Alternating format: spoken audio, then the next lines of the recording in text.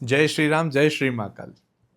IREDA ऐसी company जिसमें मेरे को लगता है काफ़ी लोग बहुत टाइम से फंसे हुए हैं। और जब ये अच्छा खासा चल रहा था तब हम इसके लिए बात करते थे अमर अकबर एंथनी के नाम पर। दैट इज़ PFC, REC और IREDA, इनको तीनों को साथ में मिलकर क्लब करके बात करते थे। पिछले एक सवा साल से हम लोगों ने साप्ताहिक मार्केट अपडेट में भी इसके ऊपर बात करना थोड़ी कम कर दी थी। रीज़न बीइंग कई कई बार समझ में आता है कि अब ये स्टॉक बहुत ज़्यादा तेज़ी से चलेगा नहीं और इसमें अब क्या करना चाहिए। अब क्या इसको बेच देना चाहिए या इसको होल्ड करें, या क्या है बिजनेस, क्या हमने सही कंपनी में इन्वेस्ट किया या नहीं किया। ये बहुत सारे क्वेश्चंस आप लोगों के थे जिसके ऊपर एक डिटेल वीडियो आपके सामने है। बट ये ध्यान रखिएगा, ये कोई बाइंग सेलिंग रिकमेंडेशन नहीं है। इसको रिकमेंडेशन के हिसाब से मत देखिए, इसको प्योरली एजुकेशन पर्पस के हिसाब से देखिए और समझिए कि IREDA जैसी कंपनी को लॉन्ग टर्म के लिए देखना किस तरह से देखना चाहिए, राइट। और अगर आप इसके अलावा मेरा एक्सक्लूसिव कंटेंट देखना चाहते हैं तो इस वीडियो के नीचे ज्वाइन का बटन है, ज्वाइन का बटन दबा दीजिए और वहाँ पर एक्सक्लूसिव मेंबरशिप का पार्ट बन जाइए, जहाँ पर एक ही फंडा चलता है, यू कमेंट आई मेक। तो अगर ज्वाइन करना चाहते हैं तो इस वीडियो के नीचे ज्वाइन का बटन है, राइट। तो अब आ जाते हैं IREDA के ऊपर। IREDA के क्वार्टरली रिजल्ट्स आए। अब जिस हिसाब से क्वार्टरली रिजल्ट्स आए हैं, थोड़ा सा हमें सतर्क रहना और पड़ेगा। अगर आप इसको ईयर ऑन ईयर कंपेयर करते हो, मतलब जून 26 क्वार्टर को जब मैं जून 25 क्वार्टर से कंपेयर करता हूँ, तो 1947 करोड़ से बढ़कर रेवेन्यू 2248 करोड़ हुआ है। देखा जाए तो 10% की राइज यहाँ पर है, इनफैक्ट 10% से थोड़ा ज़्यादा ही है। अगर मैं ऑपरेटिंग मार्जिन की बात करूं तो वो भी बेहतर होते हुए दिखा है ईयर ऑन ईयर। मतलब जून 25 क्वार्टर में 302 करोड़ का प्रॉफिट था, ऑपरेटिंग प्रॉफिट, जो बढ़कर 422 करोड़ हुआ है। प्राइमरली जिसको हम यहाँ पर ऑपरेटिंग प्रॉफिट नहीं बोलेंगे, फाइनेंशियल प्रॉफिट बोलेंगे, क्योंकि कंपनी का काम बेसिकली लोन लेके लोन देना है। NBFC है ये, है ना। तो पहले ये 100 रुपये पर 16 रुपीज़ ऑपरेटिंग फाइनेंशियल प्रॉफिट कमा रहे थे और अब 100 रुपये पर 19 रुपीज़ कमा रहे हैं। That is good. Profit after tax भी अच्छा सा बढ़ा है, 247 करोड़ से बढ़कर 338 करोड़ हुआ है। अगर देखा जाए तो रिजल्ट्स तो अच्छे हैं, फिर क्या प्रॉब्लम है। हम इसको मार्च क्वार्टर से भी कंपेयर करते हैं। मार्च क्वार्टर में इनकी रेवेन्यू था 2175, जो बढ़कर 2248 करोड़ हुआ, ठीक है। बट मार्च क्वार्टर में इनके पास में जो ऑपरेटिंग मार्जिन था वो था 29% का, जो अब गिर के 19% हो गया है।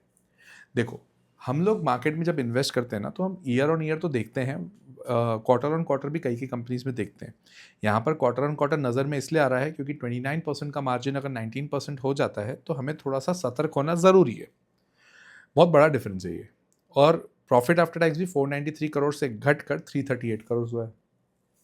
ऐसी कंपनीज में सबसे इंपॉर्टेंट जो मैटर होता है ना, वो होता है उनका NPA, जिसको बोलते हैं ग्रॉस NPA। अब ग्रॉस NPA मतलब कि जो इन्होंने लोन दिए थे वो लोन पूरी तरह से वापस नहीं आ रहे हैं। तो जब लोन पूरी तरह से वापस नहीं आते, कंपनी का काम ही क्या है, लोन लेकर लोन देना। अब लोन जो दे रखा है वो वापस ढंग से नहीं आएगा तो क्वेश्चन आएगा।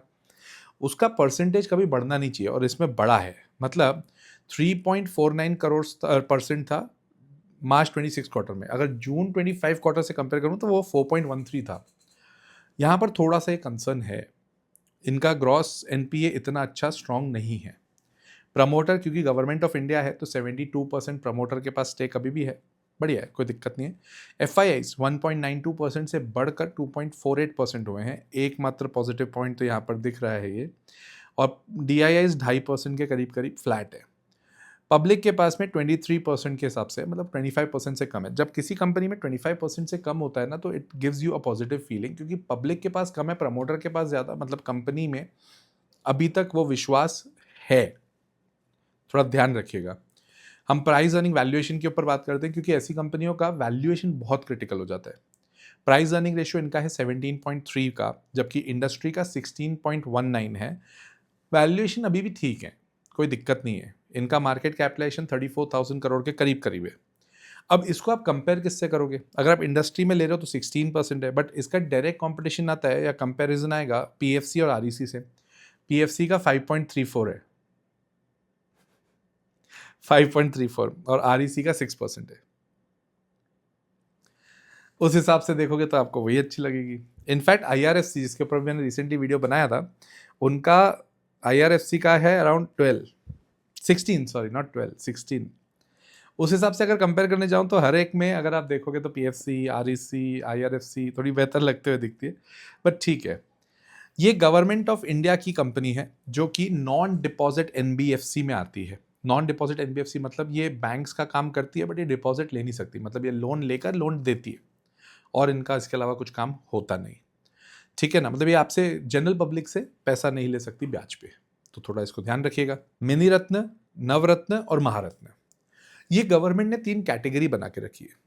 मिनी रत्न में 500 करोड़ तक के प्रोजेक्ट ये लोग आराम से अपने लेवल पर बात कर सकते हैं, काम कर सकते हैं without taking governments approval. 1000 crore तक के प्रोजेक्ट अगर है तो वो नवरत्न है, मतलब नवरत्न वाली कंपनियां 1000 करोड़ तक के जितने प्रोजेक्ट्स होंगे उसको आराम से खुद ही एग्जीक्यूट कर लेगी, कुछ गवर्नमेंट से परमिशन लेने की जरूरत नहीं है। और महारत्न में 5000 करोड़ की लिमिट है। तो ये लिमिट से क्या होता है ना, आपका एग्जीक्यूशन बहुत स्ट्रांग हो जाता है और आप काम तेजी से करना चालू कर देते हैं, तो ऑटोमेटिकली आपको गवर्नमेंट के अप्रूवल्स कम लगते हैं। तो ये एक बहुत बड़ा डिफरेंस है। रही बात, इनको एक्सीलेंट एमओयू रेटिंग मिल चुकी है 5 साल कंटिन्यूस। तो कंपनी देखा जाए तो बढ़िया है, कोई प्रॉब्लम नहीं है, बट अभी जिस हिसाब से मार्केट चल रहा है ना तो इतना मजा नहीं आ रहा है। इंडिया का largest pure play green financing NBFC है ये, मतलब इनका बेसिकली काम ही रिन्यूएबल एनर्जी है ना, Indian renewable energy development agency. तो ऑटोमेटिकली इनका मेनली काम रिन्यूएबल एनर्जी में, जिसमें mainly solar, wind, hydro, transmission, biomass, ethanol, waste to energy and energy efficiency, battery storage, EV charging infrastructure, green hydrogen, smart meters जैसे जो भी projects होते हैं उनको ये फाइनेंस करती है और साथ ही साथ कंसल्टिंग भी करती है। तो अगर देखा जाए तो ये कंपनी फ्यूचरिस्टिक देखा जाए तो बहुत ब्राइट है, बहुत ब्राइट है। बट बस पंगा सिर्फ ये आ रहा है कि अभी गवर्नमेंट का उतना रुझान फाइनेंसिंग कंपनीज के ऊपर कम है।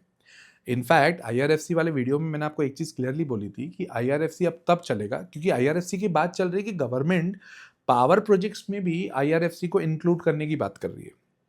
और आईआरएफसी का प्राइस जो करंट रेशियो था वो भी बहुत ज्यादा, मतलब उनका कैश है। अब अगर इतना कैश है तो वो क्या करेंगे, तो ये आपको चीज समझ में आनी चाहिए। यील्ड अगर इनकी बात करूं लोन असेट्स की तो 9.54% है और कॉस्ट ऑफ बोरिंग इनकी 7.05% ही है, तो ये काम तो अच्छा कर रहे हैं। ठीक है, 23 स्टेट्स में है और 4 यूनियन टेरिटरीज में है। लोन बुक 93,063 करोड़ की है, 69 करोड़ की है, तो ये भी बढ़िया है। इनका प्राइमरली जो इन्वेस्टमेंट है वो ज़्यादातर इन्वेस्टमेंट है सोलर में 26% ये लोग कर रहे हैं काम। स्टेट यूटिलिटी को 23% का लोन दिया रखा है, विंड पावर में 11% है, मैन्युफैक्चरर्स को 10% है, हाइड्रो को 9% है और इथेनॉल को 8% है। मेरे को कंपनी के काम करने में कोई प्रॉब्लम नहीं दिख रही है अभी, जिस हिसाब से बस माहौल है, ये पूरा सेक्टर रुका हुआ है, बस वो प्रॉब्लम है, otherwise there is no issue. आप एनएचपीसी को देख लो, वो भी रुका हुआ है, काफ़ी टाइम से रुका हुआ है। Any government company into renewable energy and in fact in finance corporation अभी रुकी हुई है यार। ऑब्वियसली बजट के टाइम पे उम्मीद तो ये है कि बजट के टाइम पर इनका एक अलग से रुझान चलना चाहिए, बट अभी बजट में काफ़ी टाइम है। अब अगर इनकी ज्योग्राफी की बात करूँ तो राजस्थान में 16% अवेलेबल है और तेलंगाना में 12% है, आंध्र प्रदेश में 11% है, मतलब तेलंगाना आंध्र प्रदेश को मिला लूँ तो 23% तो वहाँ पे है। कर्नाटका में 10% है, तमिलनाडु में 9% है, गुजरात में 8% और बाकी स्टेट्स में 34% मिला के। प्राइमरली राजस्थान, तेलंगाना, आंध्र प्रदेश में ये लोग काम ज़्यादा कर रहे हैं। अब एक अच्छी बात है, इनका बिजनेस एक्सपेंशन का प्लान है, that is green clean energy के ऊपर ज़्यादा फोकस कर रहे हैं, एनर्जी ट्रांसमिशन के ऊपर ज़्यादा फोकस कर रहे हैं, क्लाइमेट मिटिगेशन वाले प्रोजेक्ट्स के ऊपर ज़्यादा फोकस कर रहे हैं, न्यूक्लियर पावर के ऊपर फोकस कर रहे हैं। और अभी आपने सुना होगा मोदी जी जो यूरेनियम के लिए गए थे, तो ऑटोमेटिकली इस फील्ड में थोड़ा सा स्कोप बनते जाएगा। कंपनी वाइज कोई प्रॉब्लम नहीं है, फंडामेंटल्स भी बहुत ज़्यादा ऐसे खराब हो गए ऐसा कुछ नहीं है, बट पंगा ये है अभी ये चल नहीं रही है, और जब ये सेक्टर नहीं चलता है ना तो काफ़ी टाइम से वो उधर ही रुका हुआ है, बहुत लोग काफ़ी ऊपर फंसे भी हुए हैं। टेक्निकली अगर मैं बात करूँ तो 118 का एक सपोर्ट है और उसके नीचे 110 का सपोर्ट है। सब अगर रेजिस्टेंस की बात करूँ 137 और 143, तो ये एक रेंज बड़ी हो गई यार, 30% की रेंज है सपोर्ट और रेजिस्टेंस में, तो थोड़ा सा क्रिटिकल हो जाता है। ठीक है, रही बात, मैं तो इन्वेस्टेड अभी नहीं हूँ, मैं इन्वेस्ट करने के मन में भी नहीं हूँ। और इसमें आप बस ये ध्यान रखिएगा, जब ये चलने लगेगा मेरे हिसाब से, जब चलता हुआ शेयर हो उसको पकड़िए, जो रुका हुआ है उसको बार बार बॉटम फिशिंग करने की ज़रूरत नहीं होनी चाहिए। हर बार बॉटम पे आप नहीं पकड़ोगे, हर बार आप टॉप पे नहीं बेचोगे, ये मार्केट का रूल होता है, ऐसा नहीं होता है हर बार। राइट। हाँ, अगर इतना डिटेल में आप सीखना चाहते हो तो आपको पता है मेरा कोर्स है द लॉजिकल इन्वेस्टर, जिसकी नई बैच 15 अगस्त से चालू होने वाली है। स्क्रीन पर आपके पास नंबर है, अगर आप करना चाहते हैं तो। फंडामेंटल और टेक्निकल एनालिसिस दोनों होता है, एंट्री एग्जिट कैसे लेते हैं वो बताता हूँ मैं, लॉन्ग टर्म के लिए कैसे व्यू बनाते हैं वो बताता हूँ, जो जियो पॉलिटिक्स भी उसमें सिखाया जाता है। बढ़िया क्लास होती है, मज़ा आता है, 1-to-1 इंटरेक्शन भी बहुत ज़्यादा होता है। सो इनफैक्ट आपको अगर उसके टेस्टिमनीज चाहिए तो आपको यूट्यूब पे भी मिल जाएंगे। और बस यही है। मिलता हूँ मैं अगले वीडियो में। आप जब तक कमेंट करके रहिए, और कौन सी कंपनी पे डिटेल वीडियो चाहिए मैं ज़रूर बनाऊंगा, जैसे भी बना रहा हूँ। टिल देन, जय श्री राम, जय श्री महाकाल।